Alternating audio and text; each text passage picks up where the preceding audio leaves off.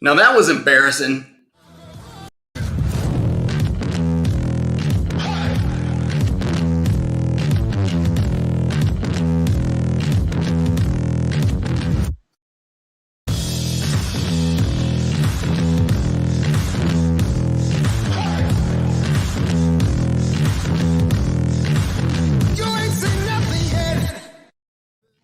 Well, you know what was embarrassing is I didn't have my microphone on. I don't know if y'all heard any of that beginning of the show. Hey, man, this is David Ridings. Thanks for joining us, Policing the Police, as we always are, live on Stand Against Dark Blue, Facebook and YouTube. Thanks for watching. Hey, be sure to comment on this video, like this video, share this video, and we're going to get into it. We have a good show tonight. I think you're going to enjoy it. There's a couple of things that I teased earlier in the week. We weren't here yesterday, so I apologize for being out today. We're trying to get more regular with that, and we're trying to come here live every night at 8 p.m. Tonight, we are not 8 p.m. I'm sorry, it's 9 p.m. Central Standard Time. It's 8 p.m. somewhere, so we just got a late start. But tonight, I'm going to be showing you a couple of videos, most embarrassing stop for this trooper, a DUI investigation. And first, I want you to watch this video of a Jacksonville police officer responding to a call, first of a disturbance. It was upgraded to a shots fired call, and watch what happens to him.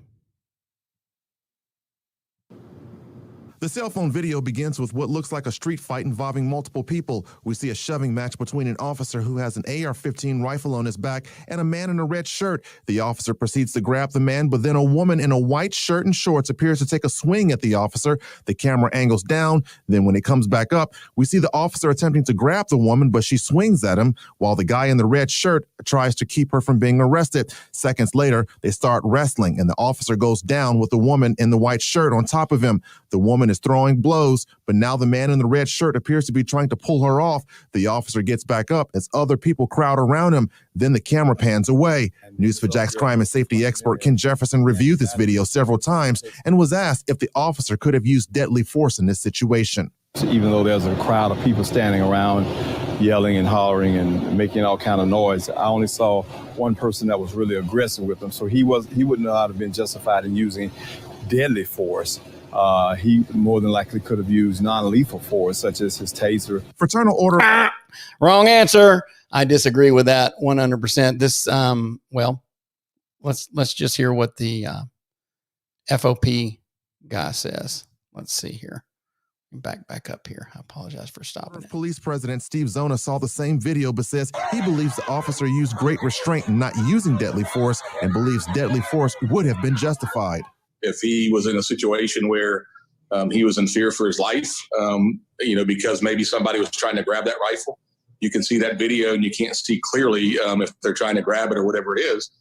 He may have well been 100% justified in deploying lethal force. But as Zona said, it's unclear if anyone was trying to take the officer's gun while he was on the ground because it's too dark and we can't see that close up. Zona and Jefferson both say the problem with this video is that it doesn't show what happened the moment the officer arrived on scene up until we see him in a shoving match. It's a lot of unanswered questions on this partial video that we see.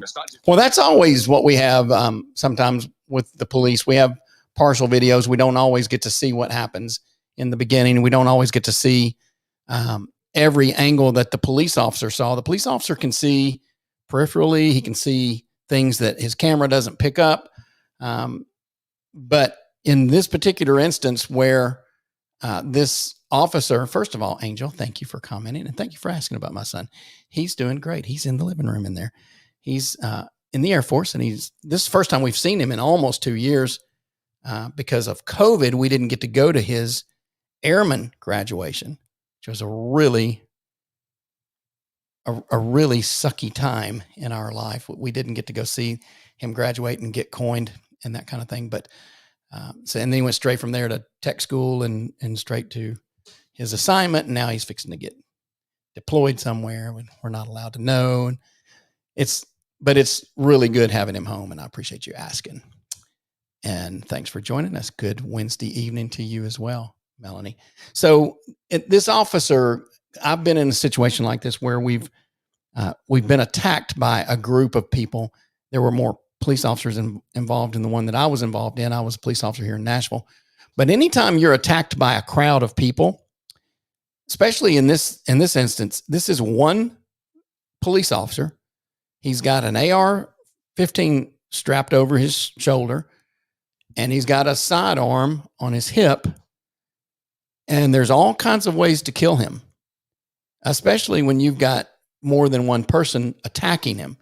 So if you say it didn't look like anybody was employing deadly force against him, so he didn't have the right to use deadly force, that just means you've never been a cop and you don't understand the rules of engagement. If he's being attacked by a mob and you've got one person who's choking him and he's about to be chucked out, he has the right to use deadly force. If somebody's got him in a chokehold or somebody's got their hand right here, somebody could have their hand on his sidearm. They could easily pull the trigger on that rifle if you got somebody on his back. There's lots of ways that he could justify using deadly force in a situation like that. Of course, you never want to use deadly force in a situation where you've got a mob of crazy people jumping on you and they're just getting caught up in the moment. And that's starting to happen more and more. We're seeing more and more attacks like this on police, and they feel justified. They feel emboldened to do it. And a lot of cities and politicians are coming out against the cops and defund the police movements and things like that. It's really gotten bad on the police, and it's difficult to be a police officer in this day and age. They could, yes, you're right. They could have tried to get the officer's gun, Angel says, and certainly that would have escalated it significantly to the point where he could have used deadly force. Now,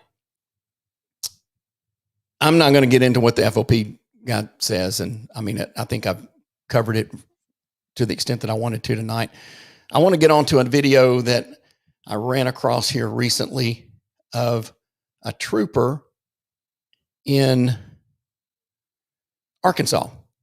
And let's watch this stop. And wait a minute.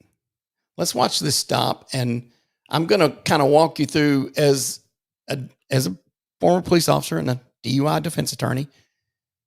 I teach things here on this channel about how to react in certain situations, what to say to the police, what not to say to the police, when to invoke your rights to remain silent, and things of that nature. And this girl who's pulled over, she breaks all the rules of constitutional law protection, self-protection, and she violates everything. She basically takes every test that he asked her to take. She says things that she shouldn't say. The police officer makes so many mistakes, I can't count them. And if you're a police officer watching this show, and we have a lot of police officers that watch this show, I have a lot of police officers that talk to me when I'm off the air, and they comment on the show. And believe it or not, there's a lot of really good police officers out there that police themselves, that don't mind me talking about policing the police, or standing against darkness in the police department, or stand against dark blue is how we call it in the nonprofit that we founded. And that just means standing against bully cops, standing against cops who don't need to be cops. And I have a lot of cops that support this channel and support that movement. I have a lot of cops who've signed our petition on standagainstdarkblue.com and I agree with that. So if you're a police officer watching this video, you're going to quickly see the mistakes that this guy makes. And there are many, but it's an interesting video for several reasons, but I want to teach you a couple of things as we go through it. And I'll try not to laugh at this guy too much or make too much fun of him, but he really does make a lot of mistakes. Let's see. I'm going to skip ahead. And it doesn't really matter what offense she committed. She was speeding. And he pulls her over, and let me just skip to the part where he engages with her.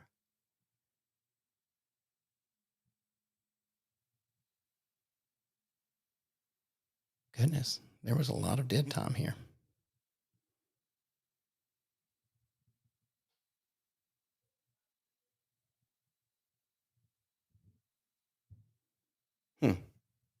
Well, I don't know why there's not sound. That's bothersome. Let me try to pull it in another way.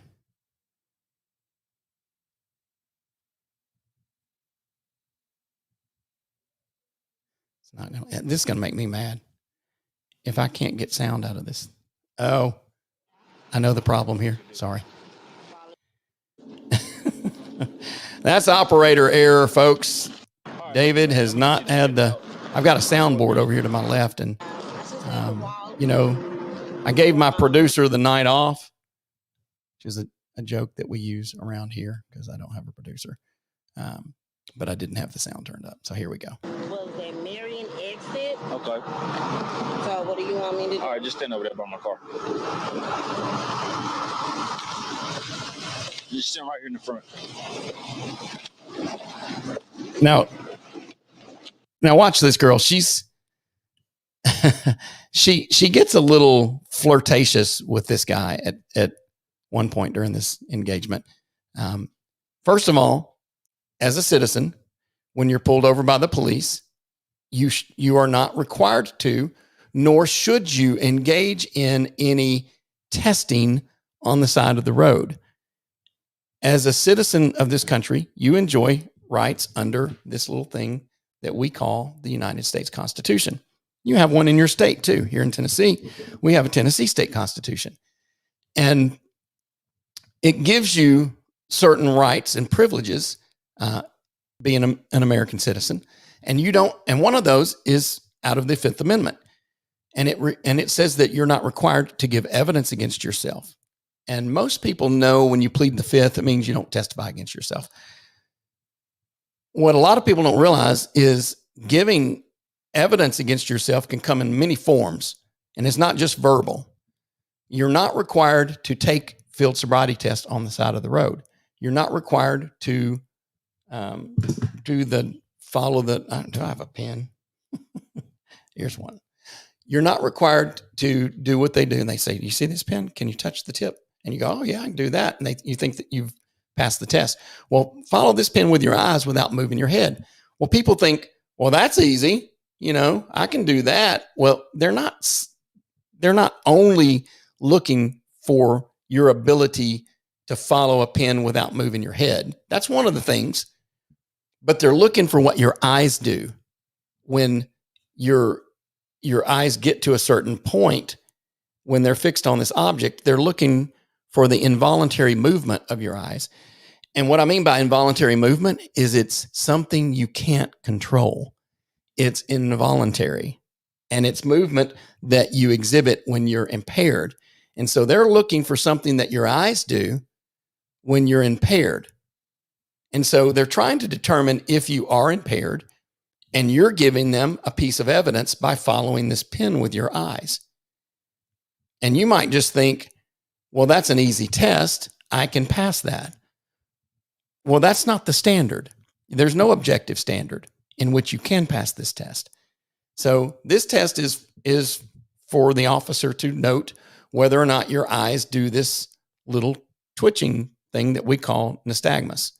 And it's when your eyes fixate on an object, they should track equally, and they shouldn't be jerky. They should be smooth. They're looking for smooth pursuit of your pupils.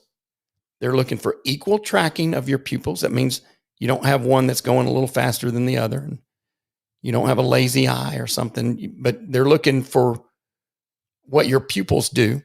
And they're also looking when you get to a certain point out of your view, your eyes will start bouncing a little bit if you're impaired. Now, there's all kinds of reasons that you could have nystagmus, and some reasons don't have anything to do with impairment. But that's not the point. The point is you're taking a test and you're giving evidence against yourself, and you should not do that. Okay? So we don't follow the pin with our eyes, even if you think you can do it. Hello, Deborah. Thanks for joining us. Appreciate you commenting on this video. So we don't do that. The next test that he's going to have her take is the walk and turn. Put one foot in front of the other on this imaginary line. You take 9 steps forward, 9 steps back, and they're looking for things that you do to stay balanced. And they're looking at whether or not your heel touches your toe and whether or not you step off the line, whether or not you raise your arms for balance and use your arms for balance. Things that your body would naturally do to stay balanced are typically a point against you. And again, there's no objective standard by which you can pass this test. So you're not going to pass it. So don't try to take it. I don't care. And I say this a lot. I don't care if you're stone cold sober, straight out of church, and they suspect that you're driving under the influence. You don't take these tests.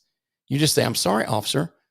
Because of the United States Constitution, I don't take tests or answer questions like that without a lawyer. That's all you have to say.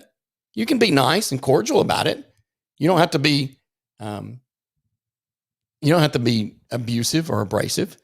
You be respectful. You say yes or no, sir.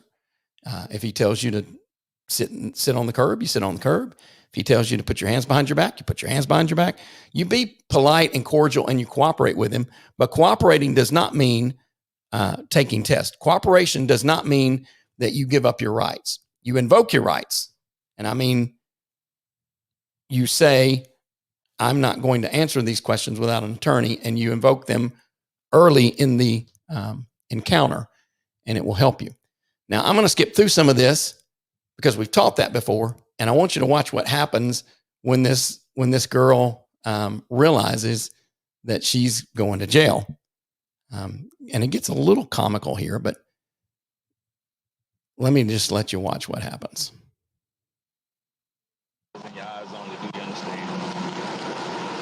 So this is the HGN I'm telling you about. He's going to have her follow that pin, and she cooperates and she takes the test, and she shouldn't. She says some things as we go along that are, she's making jokes and she's kind of laughing, and she thinks it's all funny because she thinks she's kind of flirting with this guy and that he's on board with being flirted with, which he may be, honestly, because he's very lackadaisical in his officer safety. And I'm going to show you that here in just a minute. So this is the beginning of the walk and turn test. He's going to line her up on this. He's still doing the follow the pin test. Then he's going to get her lined up here. And she says, hey, there's a slope here and it's slanted and that's not fair. So he moves her over where it's flat.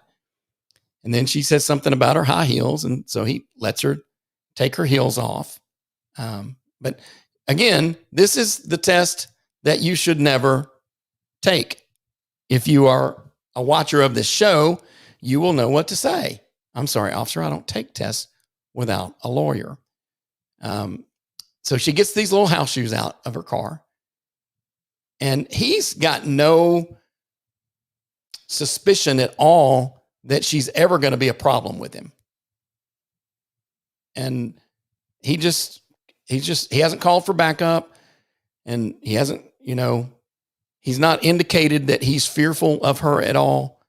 And he's just really being lax with his security. All right. I'm going to demonstrate what I want, okay? 1, 2, 3. Hold on. Start before instructed. So he says, starting before instructed. This guy didn't tell her, get in the stance. I want you to get in this stance and don't do anything until I tell you to. He said, I'm going to show you what I want you to do. And then he proceeds to 1, 2, 3. He didn't instruct this properly. He's not doing like he's trained. He's done these before. I mean, clearly he's made DUI arrests before. This is not this officer's first stop. But he didn't do any of the introduction with, I want you to put one foot on this line, put your right foot in front of your left foot, arms to your side, and I want you to stand in that position until I tell you to do something further. Do you understand? Yes, sir. That means you understand not to move until he tells you to start. And then you agree that you understand that. He's supposed to say, in a minute, I'm going to ask you to take 9 steps forward, 9 steps back. And it's going to look something like this. And he puts his hands to his side and he takes a few steps. He takes 3 steps and then he'll turn around and he'll take 3 steps back. And he'll explain all that before he tells her to start. If she starts too soon, he'll count a point off against her. If she raises her arms, he'll count a point off against her. If she steps off the line, you'll hear him say, as she's taking this test, stepped off the line, uses his arms for balance, starts too soon. He says things like that in his mic, not to her, but we're able to hear it. It's for later use in front of the jury. He can say, if you can't see what I just saw her step off the line. So I'm saying it in my mic so I can track it and keep up with it. Let's see here.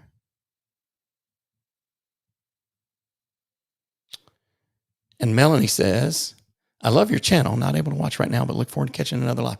Well, great. I'm really glad that you got to join us tonight, and just come back and watch it. It'll be here. I mean, we go live, but they're always uploaded and recorded, and you can watch them anytime you want. And we teach things here that really, truly, in my humble opinion, I think everybody needs to know about how to react and deal with police stops. But thank you so much, Melanie, for watching. I appreciate your comment about my son too.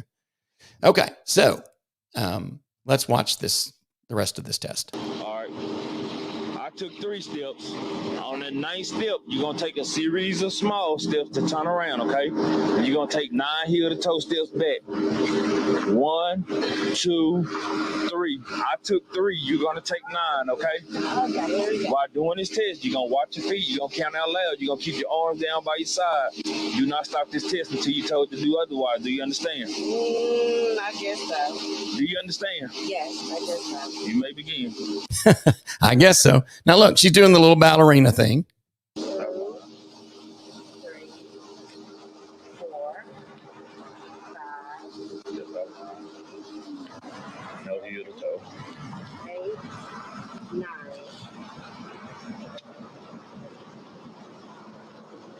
What, is it a problem? Don't tell me it's a problem. I've been watching. What did I tell you to do?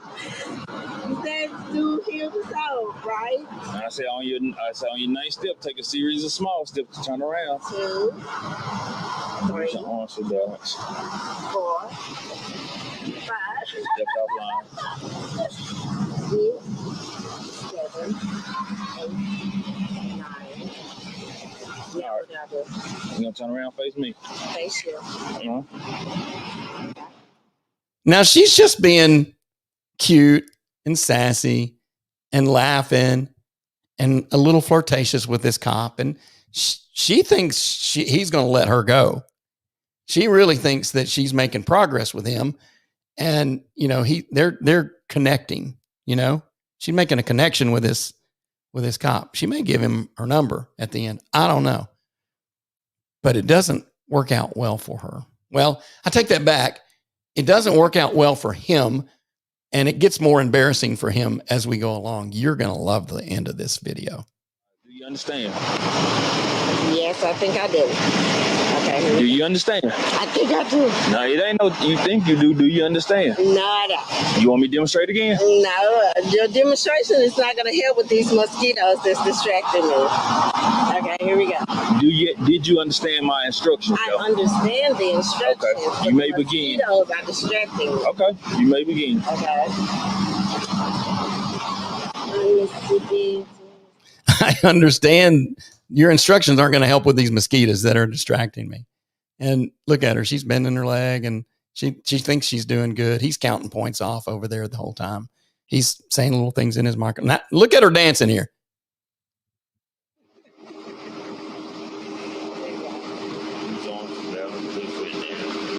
Hang on. Let me let you watch that again.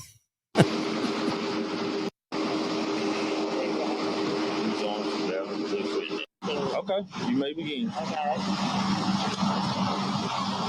Mississippi, 2 Mississippi, 3 Mississippi, 4 Mississippi, 5 Mississippi, 6 Mississippi, 7 Mississippi,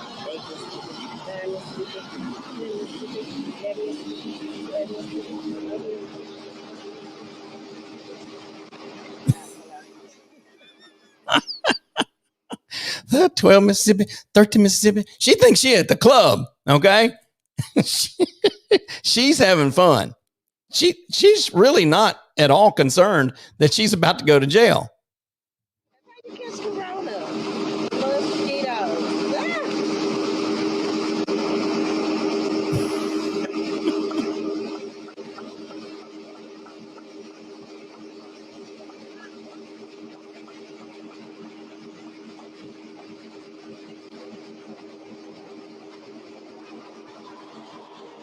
Just come back here. Have it right here in front of my car. I don't know why he waited that long, because she clearly didn't do the test as he didn't really instruct it right either. Just stand right there in front of my car. Stand right there in front of my car. I'm gonna tell you what's going on. You follow the instructions I gave you. I told you stand right there in front of my car. That's what I expect you to do.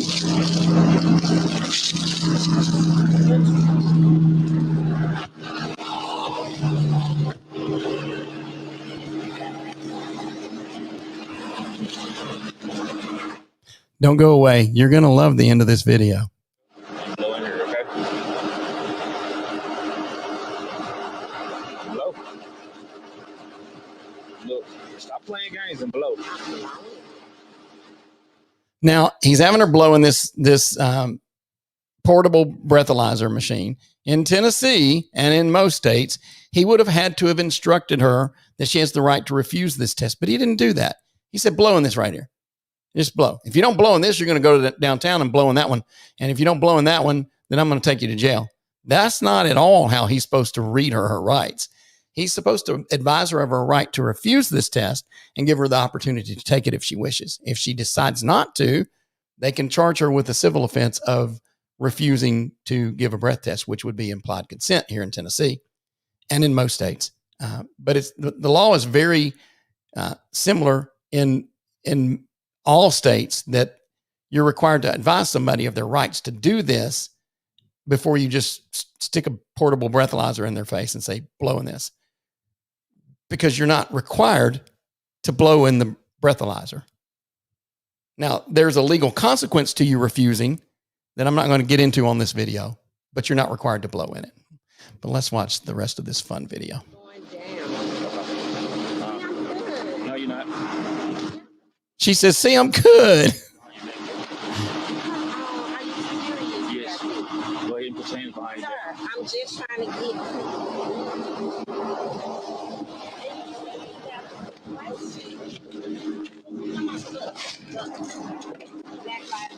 I know it.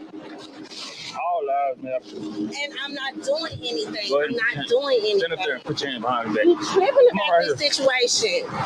Stand right there. Listen. Look. Listen. I don't have time to. Please listen. I don't have time to. Listen to me. Stop it. Stop it. Stop it. Don't do that. Don't do that.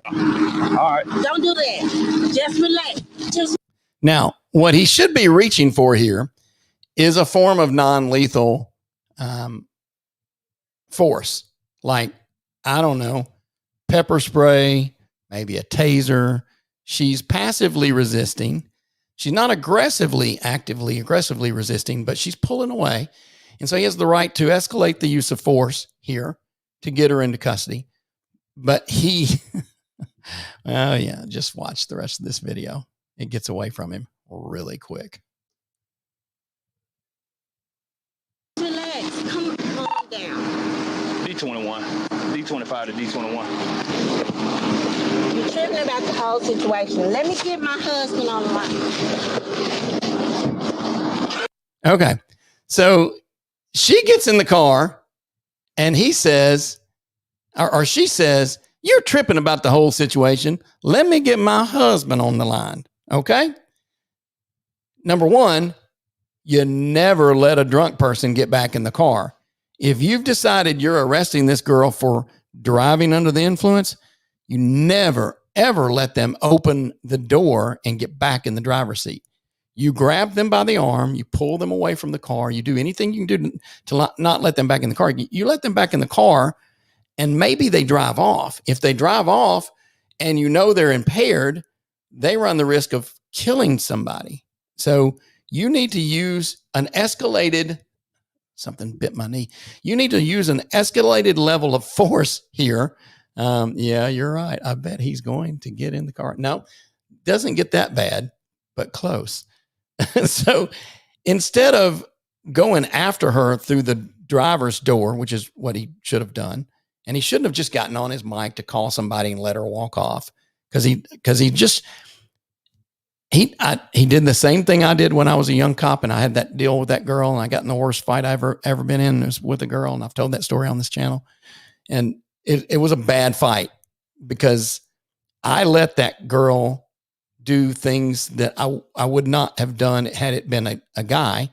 And I didn't give it the respect that it deserved, and I let it get away from me. He's let this get away from him really quick by letting her get in the car. So I don't know what he thinks he's going to do by going around to the passenger seat. Like Angel said, was he going to jump in the passenger seat and ride off with her to the club? I mean, he should have gone after her through the driver's door and immediately prevented her from starting the car, grab the keys, do something, tackle her, pull her out of the car. Don't let her get in that car. But he did let her get in that car. Okay. He says, oh, okay.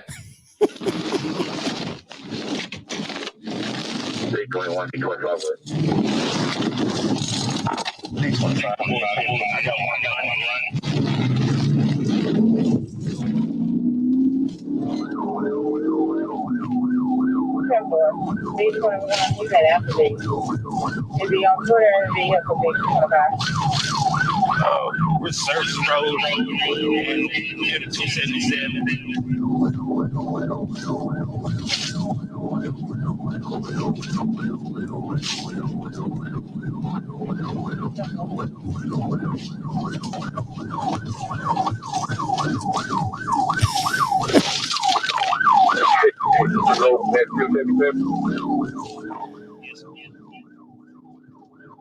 Oh, crap.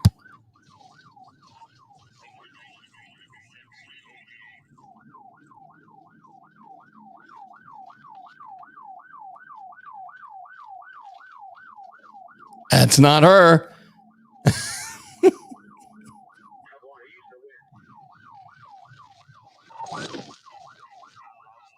Is she going east or west? I don't know. I lost her. Oh my gosh. Oh my goodness. Yeah, he lost her. I'm not so sure that he even knew her name. I'm not so sure that he got her driver's license. He might have, because he ran her tag, and so he probably knew who it was. And maybe he can go take a warrant on her later. Yeah, she says, Angel says she made things worse for her. So she probably did. It's really unfortunate that he gave her the room that she did and allowed her to get away. And I don't mean to make fun of police officers here. Certainly they have a difficult job, and I've been there. I've had people jump in a car and get away from me. Clearly, I've been in vehicle pursuits where I lost the car because they made a turn and I didn't see them. They got far enough ahead of me and I didn't see which way they went. And so I get that can happen, but this happened because he let it happen. He was showing off a little bit, and he probably liked that she was a little flirty, and so he just kind of got lackadaisical, and he let it happen. So that's on him. I mean, I hope she didn't go on. There's not any news report that she wrecked or hurt anybody or killed anybody. So that's good. but she did get away. So there's that. At any rate, one of the main reasons that we show these videos and that we break them down like we do is to teach you out there about police contact and teach you how to deal with it, how to react, and how to be pulled over by the police, what to do, how to keep your hands on the wheel until they get up to the car, and show them that you respect their safety. And you'll have a lot better encounter with a police officer if you do these things and you respect them. And because, police officers deserve respect. They don't get a lot of it anymore. And some of them don't deserve respect because of the way they act and the way they're bullies. And here, if there's a bully cop and they're doing something wrong, we're going to shine a light on it. But if the cops do something good, we'll shine a light on that too. We shine a light on the darkness, and we shine a light on those that we need to honor as well. Precision matters. You're exactly right, Deborah. Precision matters. So that's another show, Police and the Police. Here's on Stand Against Dark Blue. Be sure to comment if you haven't already. Thank you for all of my loyal listeners, Deborah, Angel, Wendy's not here, Melanie, thank you for joining us. It's really good to see you guys. I'm sorry I missed yesterday. Hopefully we'll be back tomorrow. I've got a little bit busy schedule. I've got a trial tomorrow. So depending on how long that trial takes, I may or may not be on time tomorrow, but I'm going to do my best to do 8 p.m. Monday through Friday. Here we are, Police and the Police. Be sure to share this with somebody. Thanks for joining us, and we'll be back tomorrow.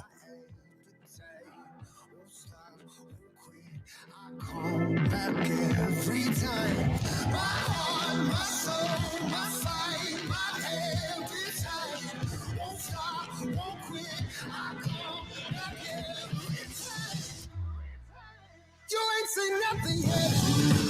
Walk down my head. Start that fire, yeah. Burn it down. Oh, yeah. You ain't seen nothing yet. I go harder. Let the sun feel me now. You ain't seen nothing yet.